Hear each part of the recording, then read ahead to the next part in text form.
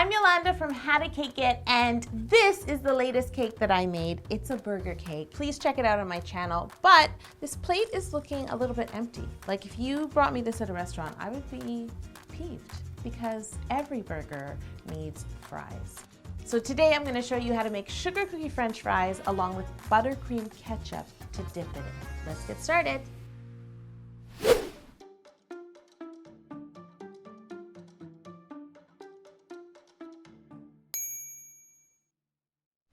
Let's start by making our sugar cookie dough. This is one of my favorite recipes and it's so simple. We're gonna start by mixing our butter and our sugar in our mixing bowl, and make sure that your butter is room temperature. Let's put our butter in the bowl. Don't ever waste any butter. And then add your sugar.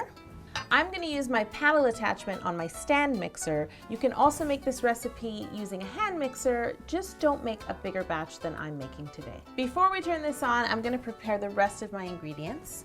I have 1 room temperature egg that I'm going to crack.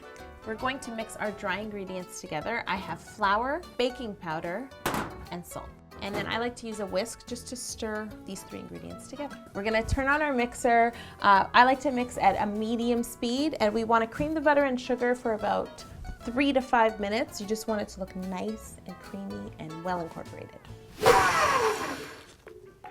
To help give these french fries an extra golden glow, I'm adding Wilton ivory icing colors. A little goes a long way.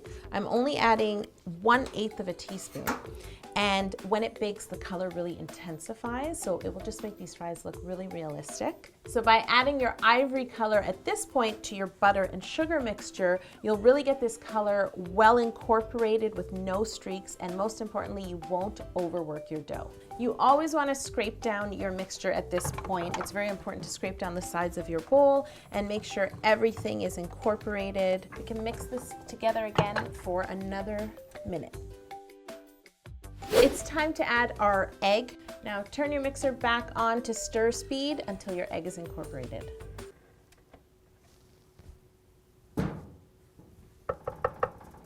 Hello?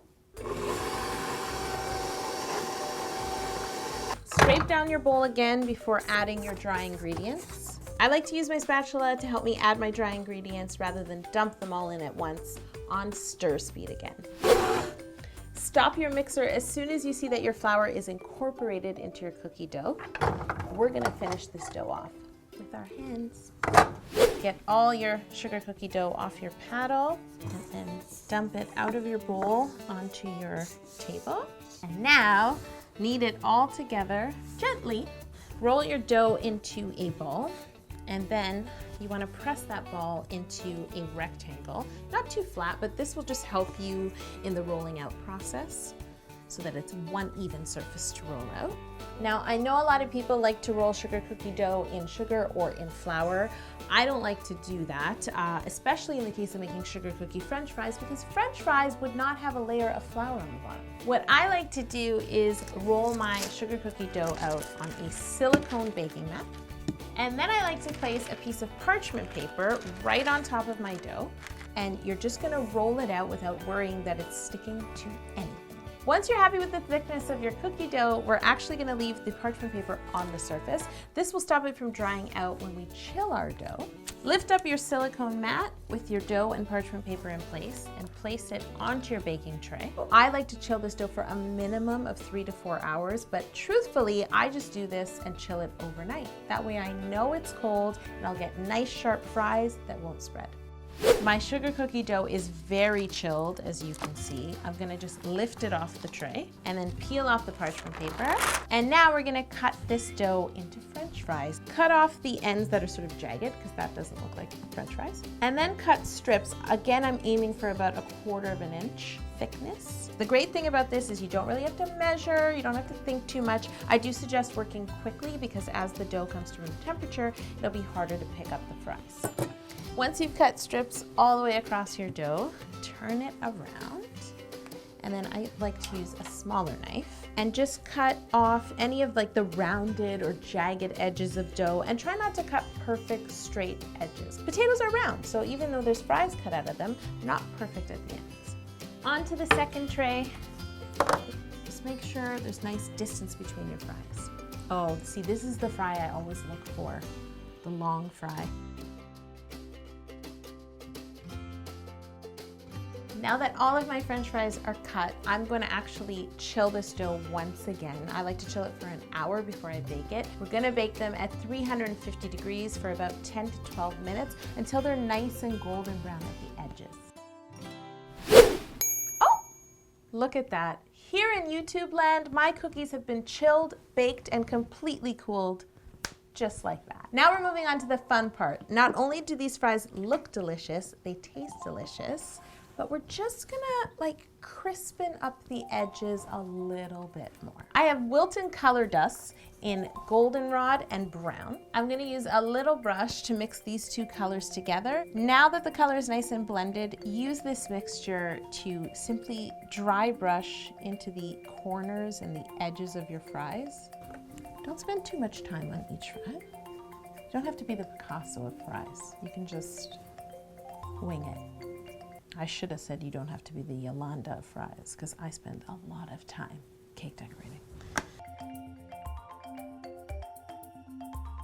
I'm down to my last two French fries. I'm actually only painting half of my French fries because mixed together, it just gives a more realistic feel. Now I'm gonna clean up and get my buttercream and my food coloring so that I can make some ketchup.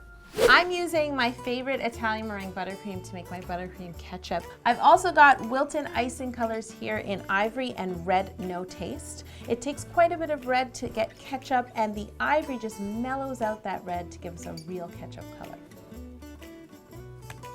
I need quite a bit of red. I'm gonna start by just adding a half a container. Just adding a bit of ivory to help mellow out the red. There's really no rule when mixing certain colors. You need to use your own judgment and test it out and play with it. And if you want to have some ketchup beside you, go right ahead. It's very ketchupy, if I do say so myself. I'm a strong believer that it's all about the presentation and the small details. So I picked up this squeezy bottle at my dollar store. I made this label with chalkboard vinyl and a chalk marker. And to help get my buttercream inside the small neck of this bottle, I'm gonna stick it in a piping bag and squeeze it out. Just put your cap on, and your guess, oh, this is the ketchup move right here. Everybody's done this. Leave a comment below if you have a trick on how to get ketchup out of the bottle faster.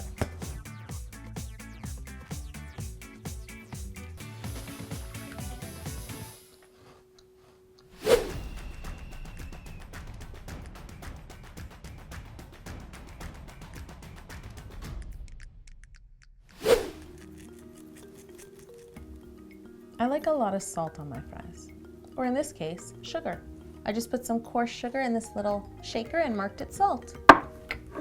I'm still testing. So far, so good. Every fry has been equally delicious, so I have to see what the ketchup tastes like in a line. How to cake it approved.